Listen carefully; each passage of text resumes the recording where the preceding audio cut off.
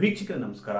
ನಿನ್ನೆ ಸಿಎಂ ಸಿದ್ದರಾಮಯ್ಯನವರು ನೀಡಿರ್ತಕ್ಕಂಥ ಈ ಒಂದು ಹೇಳಿಕೆ ಇದೆಯಲ್ಲ, ರಾಜ್ಯ ಕಾಂಗ್ರೆಸ್ನಲ್ಲಿ ತುಂಬಾ ತಲ್ಲಣವನ್ನು ಉಂಟು ಮಾಡಿದೆ. ಅಷ್ಟೇ ಅಲ್ಲ, ರಾಜ್ಯ ರಾಜಕಾರಣದಲ್ಲಿ ತುಂಬಾ ಕುತೂಹಲ ಕೂಡ ಮೂಡಿಸಿದೆ. 5 ವರ್ಷಗಳ ಕಾಲ ನಾನೇ ಸಿಎಂ ಅಂತ ಹೇಳಿರುವುದು ವಿರೋಧಿ ಬಣದಲ್ಲಿ ಒಂದಷ್ಟು ತಳಮಳ ಉಂಟು ಮಾಡಿರುವುದಂತೂ ಸುಳ್ಳಲ್ಲ. ಸಿಎಂ ಸಿದ್ದರಾಮಯ್ಯನವರು ಎಲ್ಲಾ ಲೆಕ್ಕಾಚಾರಗಳನ್ನು ಹಾಕಿಕೊಂಡು ಮತ್ತು ವಿರೋಧಿ ಪಡೆಯ ಪಟ್ಟುಗಳನ್ನು ಅರಿತುಕೊಂಡು ಇಂಥದ್ದೊಂದು ದಾಳ ಉರುಳಿಸಿದ್ದಾರೆ. ಅವಧಿಯನ್ನು ಪೂರೈಸ್ತಾರ? ಹಾಗಾದ್ರೆ ಡಿಸಿಎಂ ಡಿ.ಕೆ. ಶಿವಕುಮಾರ್ ಅವರ ಮುಂದಿನ ನಡೆ ಏನಾಗಿರುತ್ತೆ?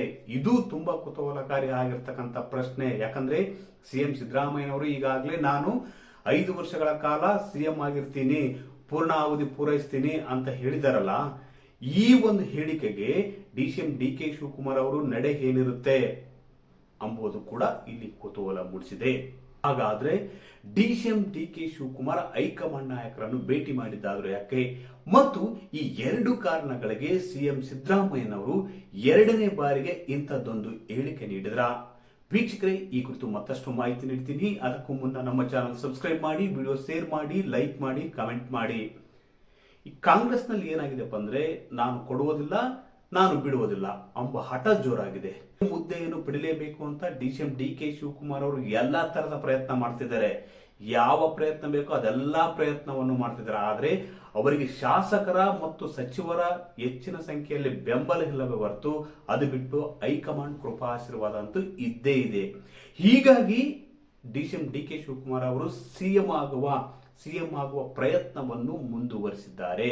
ಇದೆಲ್ಲ ಬೆಳವಣಿಗೆಗಳ ನಡುವೆ ಇದೆಲ್ಲವನ್ನು ಅರಿತುಕೊಂಡಿರ್ತಕ್ಕಂಥ ಸಿಎಂ ಸಿದ್ದರಾಮಯ್ಯನವರು ನವದೆಹಲಿಯಲ್ಲಿ ನಿನ್ನೆ ಆಡಿದಂತ ಈ ಒಂದು ಮಾತು ರಾಜ್ಯ ರಾಜಕಾರಣದಲ್ಲಿ ಅಷ್ಟೇ ಅಲ್ಲ, ಕಾಂಗ್ರೆಸ್ ನಲ್ಲಿ ತುಂಬಾ ತಲ್ಲಣ ಉಂಟು ಮಾಡಿದೆ. ಮುಂದಿನ 5 ವರ್ಷಗಳವರೆಗೆ ನಾನೇ ಸಿಎಂ ಆಗಿರ್ತೀನಿ, ಪೂರ್ಣ ಅವಧಿ ಪೂರೈಸ್ತೀನಿ ಅಂತ ಹೇಳಿರುವುದು ವಿರೋಧಿ ಪಡೆಯಲ್ಲಿ ಒಂದಷ್ಟು ನಡಕ ಉಂಟು ಮಾಡಿದೆ. ಯಾಕಂದ್ರೆ ಈ ಒಂದು ಹೇಳಿಕೆ ನೀಡುವ ಮೂಲಕ ನಾನು ಯಾವುದಕ್ಕೆ ಬಗ್ಗುವುದಿಲ್ಲ, ಯಾವುದಕ್ಕೆ ಜಗ್ಗುವುದಿಲ್ಲ ಎಂಬ ಸಂದೇಶ ಹೈಕಮಾಂಡ್ಗೆ ಮತ್ತು ಡಿಸಿಎಂ ಡಿ.ಕೆ. ಶಿವಕುಮಾರ್ ಬಣಕ್ಕೂ ಕೂಡ ಕಳಿಸುವಲ್ಲಿ ಯಶಸ್ವಿಯಾಗಿದ್ದಾರೆ. ಸಿಎಂ ಸಿದ್ದರಾಮಯ್ಯನವರು ಇಂಥದ್ದೊಂದು ಹೇಳಿಕೆ ಈ ಒಂದು ತಿಂಗಳಲ್ಲಿ 2 ಬಾರಿ ನೀಡಿದ್ದಾರೆ. ಒಂದು ಚಿಕ್ಕಬಳ್ಳಾಪುರದಲ್ಲಿ ಸಚಿವ ಸಂಪುಟ ಸಭೆ ನಡೀತು, ಅಲ್ಲಿ ಕೂಡ ಇಂಥದ್ದೇ ಹೇಳಿಕೆ ನೀಡಿದ್ರು.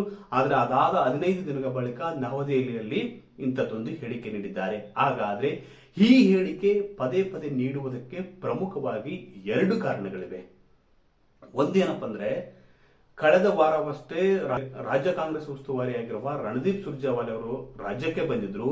ರಾಜ್ಯಕ್ಕೆ ಬಂದ ಮೇಲೆ ಶಾಸಕರ ಸಮಸ್ಯೆಗಳನ್ನು ಆಲಿಸಿದ್ರು. 70ಕ್ಕೂ ಹೆಚ್ಚು ಶಾಸಕರ ಸಮಸ್ಯೆಯನ್ನು ಆಲಿಸಿದ್ರು. ಈ ಸಮಸ್ಯೆ ಆಲಿಕೆ ಸಭೆಯಲ್ಲಿ ರಣದೀಪ್ ಸುರ್ಜೇವಾಲಾ ಅವರು ಅಭಿಪ್ರಾಯಗಳನ್ನು ಸಂಗ್ರಹಿಸಿದ್ದಾರೆ ಅಂತ ಹೇಳಲಾಗ್ತಿದೆ. ಇಂಥದ್ದೊಂದು ಗುಮಾನಿ ಸಿಎಂ ಸಿದ್ದರಾಮಯ್ಯ ಪಡೆಗೆ ಬಂದಿದೆ. ಅಂದ್ರೆ ಡಿಸಿಎಂ ಡಿ.ಕೆ. ಶಿವಕುಮಾರ್ ಅವರ ಪರವಾಗಿ ಅಭಿಪ್ರಾಯಗಳನ್ನು, ಸಮಸ್ಯೆಗಳ ಆಲಿಕೆ ನೆಪದಲ್ಲಿ ಅಭಿಪ್ರಾಯಗಳನ್ನು ಸಂಗ್ರಹಿಸಿದ್ದಾರೆ ಅನ್ನಲಾಗ್ತಿದೆ.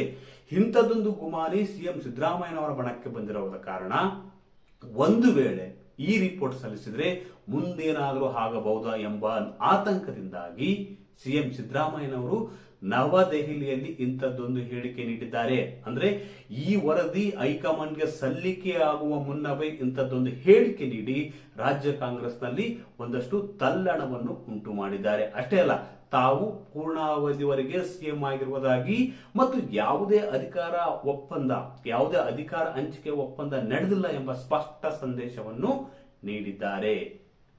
ಅದೇ ರೀತಿ 2ನೇ ಕಾರಣ ಏನಪ್ಪಾ ಅಂದ್ರೆ, ನಿನ್ನೆ ನವದೆಹಲಿಯಲ್ಲಿ ಸಿಎಂ ಇದ್ರು, ಡಿಸಿಎಂ ಇದ್ರು.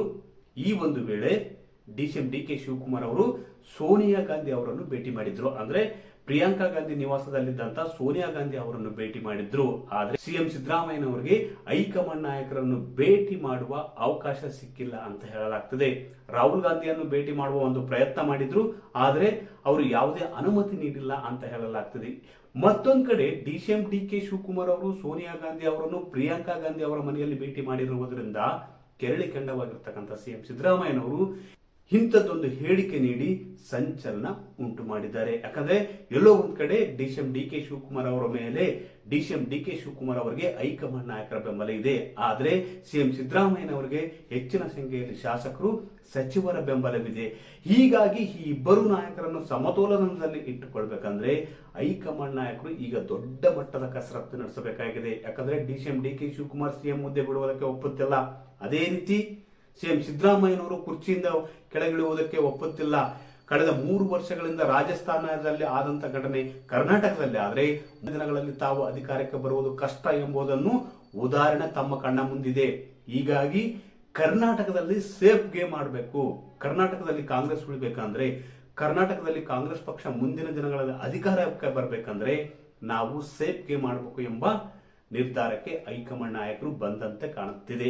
ಹೀಗಾಗಿ ಸಿಎಂ ಸಿದ್ದರಾಮಯ್ಯನವರು ನೀಡಿರ್ತಕ್ಕಂಥ ಹೇಳಿಕೆಗೆ ಹೈಕಮಾಂಡ್ ಕೂಡ ಯಾವುದೇ ರೀತಿಯ ಒಂದು ಪ್ರತಿಕ್ರಿಯೆಯನ್ನು ನೀಡಿಲ್ಲ. ಸಿದ್ದರಾಮಯ್ಯ ಹೇಳಿಕೆ ಬಳಿಕ ಅವರ ಬಣದ ಸಚಿವರು ಕೂಡ ಎಐಸಿಸಿ ಅಧ್ಯಕ್ಷರಾಗಿರುವ ಮಲ್ಲಿಕಾರ್ಜುನ್ ಖರ್ಗೆ ಅವರನ್ನು ಭೇಟಿ ಮಾಡಿದ್ರು. ಅವರು ಕೂಡ ಸಿಎಂ ಹೇಳಿಕೆಯನ್ನು ಅಂದ್ರೆ ಸಿದ್ದರಾಮಯ್ಯ ಬಣದ ಸಚಿವರು, ಹಿರಿಯ ಸಚಿವರು ಜಮೀರ್ ಅಹಮದ್ ಖಾನ್, ಸತೀಶ್ ಜಾರಕಿಹೊಳಿ, ಪರಮೇಶ್ವರ್ ಸೇರಿ ಮತ್ತಿತರ ನಾಯಕರು ಎಐಸಿಸಿ ಅಧ್ಯಕ್ಷರಾಗಿರುವ ಮಲ್ಲಿಕಾರ್ಜುನ್ ಖರ್ಗೆ ಅವರನ್ನು ಭೇಟಿ ಮಾಡಿದ್ರು. ಭೇಟಿ ಬಳಿಕ ಸಿಎಂ ಸಿದ್ದರಾಮಯ್ಯನವರ ಹೇಳಿಕೆಯನ್ನು ಬೆಂಬಲಿಸಿದ್ರು.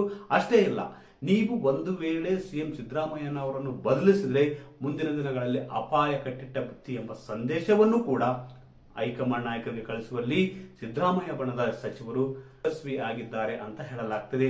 ಒಟ್ಟಾರೆಯಾಗಿ ಸಿಎಂ ಸಿದ್ದರಾಮಯ್ಯನವರು ನೀಡಿರ್ತಕ್ಕಂಥ ಈ ಒಂದು ಹೇಳಿಕೆ ರಾಜ್ಯ ಕಾಂಗ್ರೆಸ್ನಲ್ಲಿ ದೊಡ್ಡ ಮಟ್ಟದ ಸಂಚಲನ ಉಂಟು ಮಾಡಿದೆ.